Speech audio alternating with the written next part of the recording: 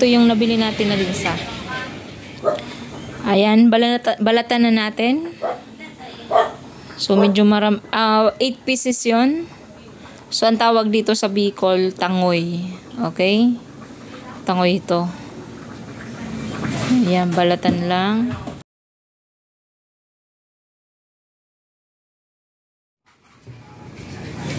So, after ko mabalatan, ilagay ko na siya sa langgana na may tubig. Ayan, and then nilipat ko sa plato. Ayan. So, ito na yung naugasan natin na linsa or tangoy. So, next is hiwain na natin to. So, hiwain ko na. So, nasira pala guys yung namin, chopping board. So, hindi pa dumarating yung order ko sa Shopee. Ayan. So, ito na muna ang gamitin kong plato. So, ganito dapat ang paghiwa. Ayan. So, importanteng yung paghiwa mo, naka per by per din siya para hindi ka mahirapan mamaya sa pagkayod at paghanap ng ka-per niya. So, kakayurin ko na siya. So, gamit yung pangkayod sa buko. Ayan. So, ito yung medyo mahirap na part sa pagkaluko or pagluto ng kaluko. So, dito mauubos yung oras mo. So, ayan guys. So, mapapansin nyo pala, hindi na ako gumagamit ng background music sa mga vlog ko this, past few months. Kasi, palagi tayong naka-copyright. So, halimbawa, kukuha ko ng music, halimbawa, magda-download. Tapos, okay siya sa mga first month. Then, after that, ilang months, may copyright claim na ako. So, ayan. Kunti na nga lang ang kita natin, di ba? So, may makikihati pa. So, tinatanggal ko na lang yung music. So, ito na. Yung natin, natanggalan ng laman. So, ganito yung mga na-shred natin, di ba? So, ayan. So, tapusin natin siya hanggang sa maubos yung 8. So, make sure, sabi ko, yung pair by pair, wag yung igulo para mas madali. Okay? So, ito na yung kinayod natin. Yung tinanggalan na natin ng laman. So, pair by pair siya. Ayan. Okay? So, bali 8 pair siya. Yeah. Tapos, ito yung mga tinanggal ko sa kanya. So, marami, diba? So, hindi natin yan uubusin. Okay? So, next step na tayo. So, mag-aano na tayo ng nyog. Ayan. So, ito yung nyog. Isang, siya, large na nyog. So, lalagyan lang natin ng mga 2 cups of water. Okay. So, ayan. Inaano na ni Jairus yung nyog. Pinapalabas niya na yung gata. Ayan. So, nag-sanitize naman yung ko. Naghuhugas siya ng kamay and then nag-sanitize. Para walang germs na makasama sa sa natin lulutuin na ang tawag dito sa kaluko natin. Okay? So, ganun. So, isang lang to, isang pigaan. Yan.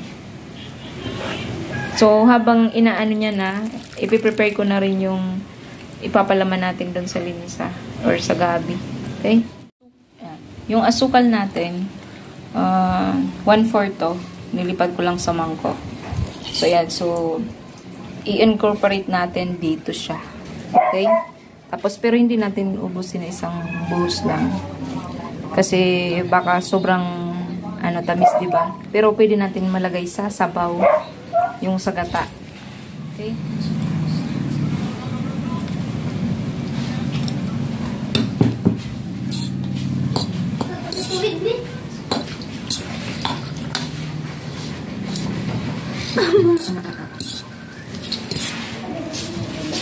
So, yan. Haluin ko lang siya. Tapos, ilalagay natin yan sa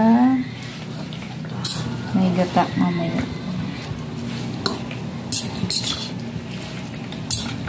Yan. Tapos, eto. Close up. So, ito yung pili nuts. So, ilalagay natin siya dito para masarap. Promise, masarap siya. So, yan. Medyo may balat pa yung ibang nuts. Pero okay lang yan. Edible naman yan. Okay? Edible. Yan. So, dagdagan natin pa ng sugar. Tapos, papalaman na natin to sa linsa natin. So, ganito siya. Lalagyan na natin siya ng palaman niya. Okay? Ayan.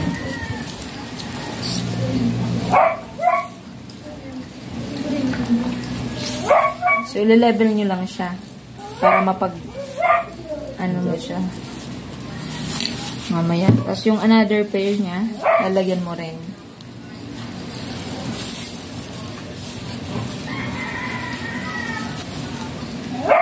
So, may nuts na siyang nakasama, diba? So, ganito. Diba pareho ng may laman? Yan, ilalagay mong ganyan. So, see? Pwede nating talian ng pandan. Ayan. So, dapat pair talaga para masaka mo. Okay? So, ganun din yung gagawin natin sa other pair. Process. So, ganun din, diba? Yan. Tama lang siya. So, ganun siya.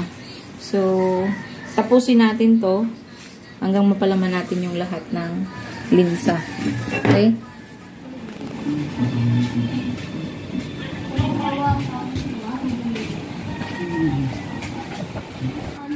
So, ito yung tira. Okay? So, pwede na itong lutuin ko tapos ibigay sa aso namin. Kasi kumakain yun ng linsa. And then, itong asukal. So, ilalagay na natin dito. Yan. Para matamis siya.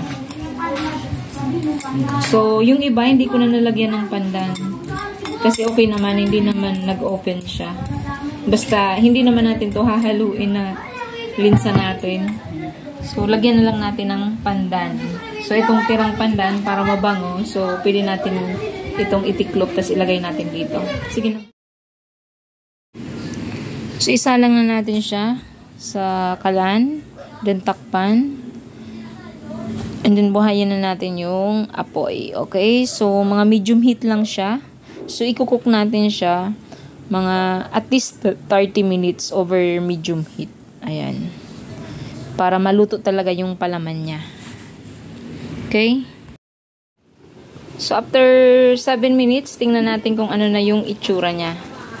So, okay. Ganito na siya. 7 minutes pa lang siyang nakasalang. Okay? Over low-medium heat. Ayan. So, mausok. Nag-ano yung camera natin. So, takpan ulit natin. Let's wait for another at least 8 minutes. Tingnan natin. Dapat, ano na siya. Medyo tuyo na yung sabaw niya. Okay? So, okay. Saktong 30 minutes. I-off na natin yung apoy. Ayan. So, okay na to siya, guys. Promise. So, nasa sa inyo kung gusto nyong extend pa yung cooking time niyo. Pero para sa akin, 30 minutes is enough. Okay? So, buksan na natin siya. So, ganito na yung itsura niya. So, konti na lang yung sabaw niya. And then, masyado ng creamy. 'Di ba? Kasi yung parang asukal lumabas na. Ayan. Pati yung ibang parang oil. So, nilipat ko na yung kaluko natin sa serving plate natin. So, ayan. So, ginagarnish ko na siya ng sabaw niya. So, masyado ng creamy yung sabaw niya. Tapos, sa ilalim pala noon, kanina, medyo natutong na. So, ayan. May kumapit nga sa kutsara. So, ang sarap nito, guys. Promise. So, ito yung kaluko natin. Ayan. So, ayan. So, let's taste. Actually, ano ko na, nalasahan ko na siya. So, okay siya. Yan.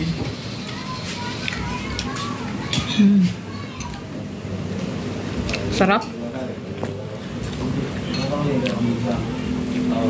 So, that's all for today's video, guys. So, see you in our next vlog. Okay po? Bye-bye.